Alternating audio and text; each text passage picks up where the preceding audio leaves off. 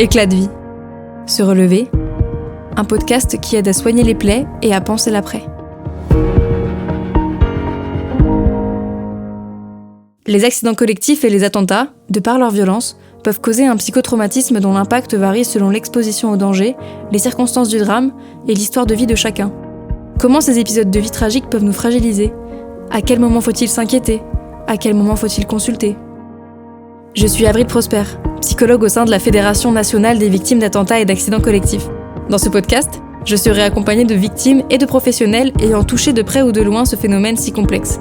Ensemble, nous tenterons de décrypter les causes de ces blessures invisibles, d'en comprendre les symptômes et de partager des méthodes de soins.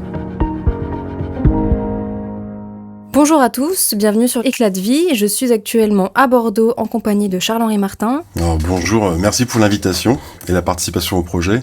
Charles-Henri Martin qui est psychiatre et référent CUMP de la zone sud-ouest et qui nous reçoit dans son bureau à la cellule d'urgence médico-psychologique. On va pouvoir parler tout de suite de ce que c'est. Alors, une cellule d'urgence médico-psychologique, c'est quoi ? C'est un dispositif qui dépend de l'aide médicale urgente, donc du coup du SAMU. Vous en avez une par département et c'est un dispositif qui a été mis en place nationalement suite aux attentats de 95 pour venir en préhospitalier, en renfort du SAMU pour la prise en soin des personnes qui sont exposées directement à un événement potentiellement traumatogène. Dans votre équipe, comment ça se passe ? Est-ce qu'il y a des psychologues ? Est-ce que vous êtes le seul psychiatre ? Alors, il y a deux voire trois niveaux. Il y a des CUM dites permanentes, donc avec des membres permanents. Par exemple, sur la Nouvelle-Aquitaine, vous avez Limoges, Poitiers et Bordeaux, avec des psychiatres, psychologues, infirmiers. Alors, par exemple, pour le dimensionnement de Bordeaux, moi, je suis à temps plein, je suis le seul psychiatre. Vous avez 2 psychologues et demi, un infirmier et puis un bout de secrétariat. Maintenant, on coordonne des volontaires, donc des psychiatres, psychologues, infirmiers, qui ont d'autres postes sur les établissements de santé, les établissements publics de santé mentale, qui sont formés à la psychotraumatologie et à l'urgence médico-psychologique et qui interviennent avec nous sur des déclenchements pour les situations déclenchement SAMU. Alors, on intervient sur quoi ? On intervient sur des situations préhospitalières déclenchées par le SAMU où il y a une confrontation brutale à la mort ou un niveau de désorganisation majeur en lien avec l'événement confrontant. Donc, typiquement, pour le quotidien, on intervient beaucoup sur des accidents de la voie publique, des accidents d'entreprise, des situations où on trouve, alors on parle d'accidents où la plupart du temps ou très souvent, il y a soit nombre de blessés, soit des décès. Et après, on a les situations dites sanitaires exceptionnelles, donc là, de grosses volumétries. Donc là, on est sur des situations peut-être 1, 2, 3 fois par an.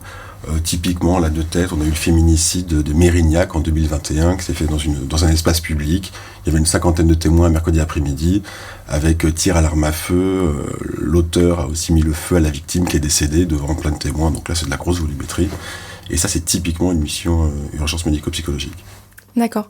Et donc sur ces événements à grosse volumétrie, comme vous dites, prenons par exemple cette personne qui avait une arme et qui a tiré et qui a immolé quelqu'un, vous allez prendre en charge toutes les personnes qui étaient présentes sur le lieu et qui ont été témoins ?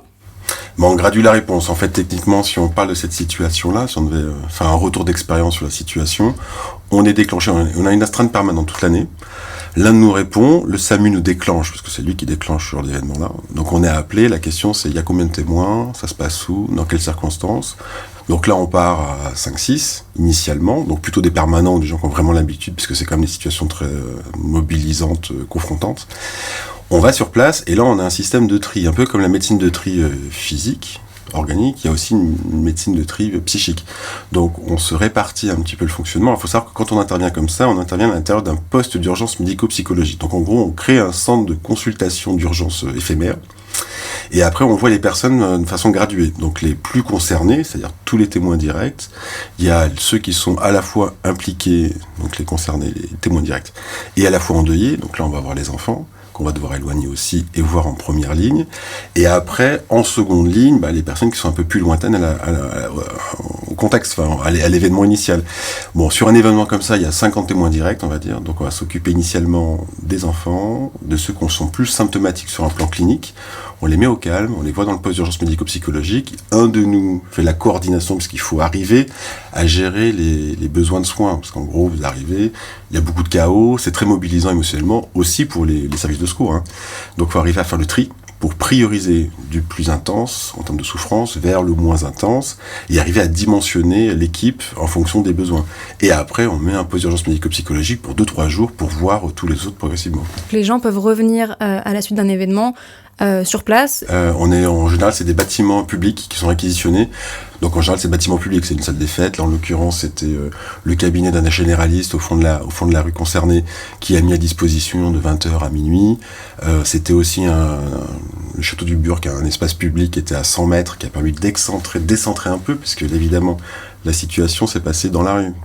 Donc c'est très exposant, il y a encore des stigmates sur le goudron de l'événement, donc l'idée c'est de mettre au calme pour pas qu'il y ait d'activation émotionnelle ou traumatique des personnes qui sont prises en soins. On est à l'instant T où ça vient d'arriver, la CUMP se déploie, vous recevez les premières victimes. Qu'est-ce qui se passe ? C'est un entretien avec un infirmier ou c'est directement le psychiatre qui voit les victimes ? Ça dépend de qui est mobilisable ou pas. Ce qui compte quand même beaucoup, c'est qu'il y a un coordonnateur qui connaisse bien le fonctionnement des situations de crise de ce type-là, qui puisse orchestrer la réponse. Il faut des agents qui soient formés, et après, il faut coordonner la réponse. Et les plus expérimentés, que ce soit infirmiers, plutôt fléchés sur le tri, ce qu'on appelle le tri clinique, entre stress adapté, les personnes sont plutôt adaptées dans leur souffrance et dans leur comportement, versus stress dépassé avec toutes les manifestations cliniques, dissociation, agitation, etc., qui va faire un tri, adapter la filière vers soit des psychologues très expérimentés qui vont pouvoir faire du désamorçage émotionnel, très bien, soit moins expérimentés, pour faire de l'accompagnement, de l'environnement, etc. Donc on serait parti. Et après, s'il y a besoin de compétences médicales en plus, à ce moment-là, il faut se libérer de sa fonction, faire autre chose. On est vraiment sur la polyvalence constante. Globalement, nous, les personnes dont on s'occupe, 80%, on est sur des statistiques population générale. On ne fait pas vraiment de la psychiatrie, on s'occupe de population générale. Donc 80% des gens que l'on peut voir en consultation n'ont pas d'antécédents de troubles psychiques. 0. C'est l'événement confrontant qui crée une souffrance, une symptomatologie, etc. Donc c'est vrai que la prise en charge précoce, alors tout dépend du type d'événement, tout dépend du niveau d'exposition, mais souvent, dans le premier mois, ça permet quand même de normalisation symptomatique, clairement. Pas tout le temps, mais on va dire dans 2/3, 3/4 des cas. Mais nous, notre fonction, c'est vraiment éteindre le feu initial et essayer d'accompagner les personnes vers une récupération la plus rapide possible. Finalement, vous intervenez dans la partie un peu stress aigu, le moment où le cerveau a besoin de se recalibrer et de comprendre ce qu'il vient d'arriver. Ouais, c'est ça. C'est-à-dire qu'il y a vraiment une réaction une hyper intense de stress, et donc il y a tout un ensemble de techniques pour essayer de normaliser cette réaction de stress aigu, pour éviter qu'elle fasse une empreinte et des stigmates, des conséquences à long terme. Tout le sens de cette intervention est là. Et surtout, le sens principal est là. Donc finalement, pour une victime qui vit un événement traumatique sur lequel interviennent les CUMP, dans un premier temps, il y a la prise en charge des CUMP sur le premier ou sur les 3 premiers jours. Il y a une trace, j'imagine, quelque part de cette prise en charge, un document qui est délivré. C'est quoi la suite après des étapes pour cette victime ? Alors traces, il y a 2 types de traces. Il y a le fait parfois de faire des certificats médicaux initiaux pour constater l'état mental de la personne. Alors l'état mental, c'est un certificat médical, donc en l'occurrence l'état psychique de la personne, parce que parfois il y a besoin de recours après en termes de dédommagement, justice, il y a des fonds d'indemnisation parfois, etc. Donc ça, parfois on fait les certificats. Il y a parfois un dossier médical. Ça dépend en fait du type d'événement. La plupart du temps, il y a un dossier médical papier. Parfois, quand c'est des grands événements, il y a des dossiers de soins vraiment.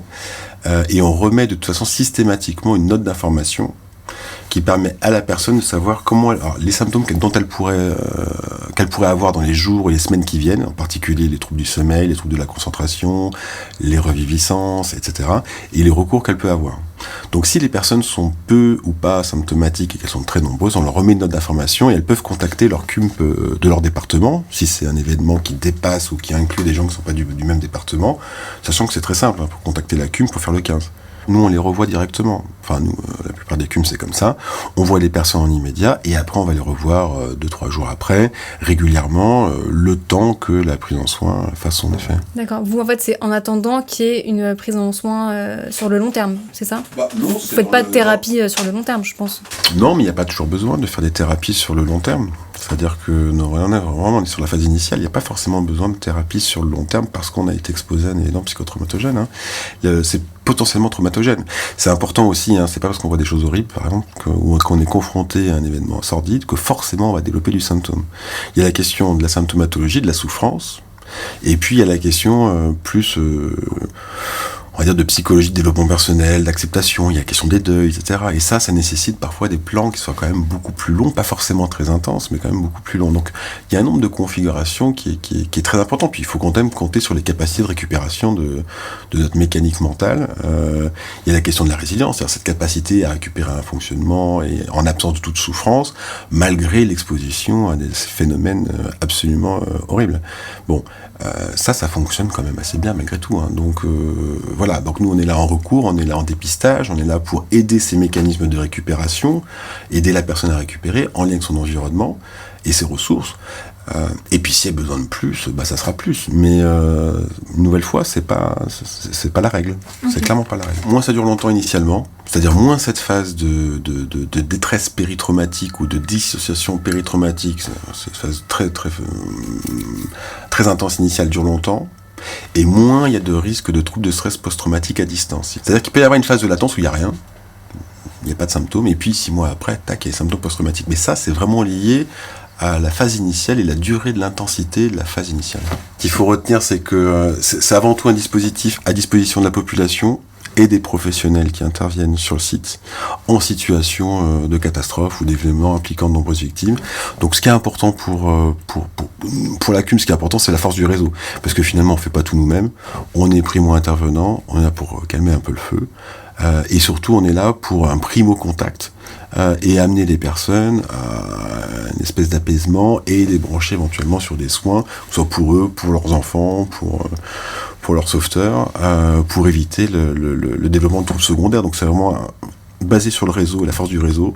C'est un acte de fraternel, de prévention aussi au niveau populationnel.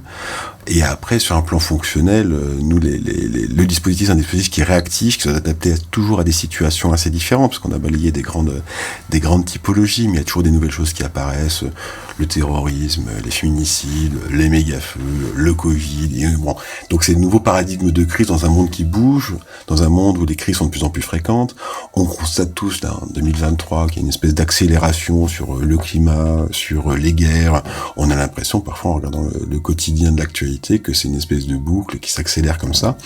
Donc, ça a tout son sens dans la prévention, le psychotraumatisme, beaucoup, et puis au plus près de la population pour essayer d'intervenir le plus tôt, et toujours en recours, quoi. Super.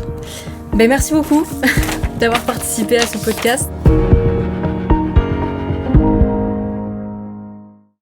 Attention, les informations partagées au fil de ce podcast ne sont en aucun cas un outil d'autodiagnostic ou de soin. Le recours à un professionnel est donc vivement recommandé. À la suite d'un événement traumatogène, il est important de rester attentif aux troubles pouvant intervenir sur le plan psychique ou physique. La FENVAC peut vous orienter vers des praticiens habilités à répondre à vos besoins. En cas d'urgence, contactez le 15.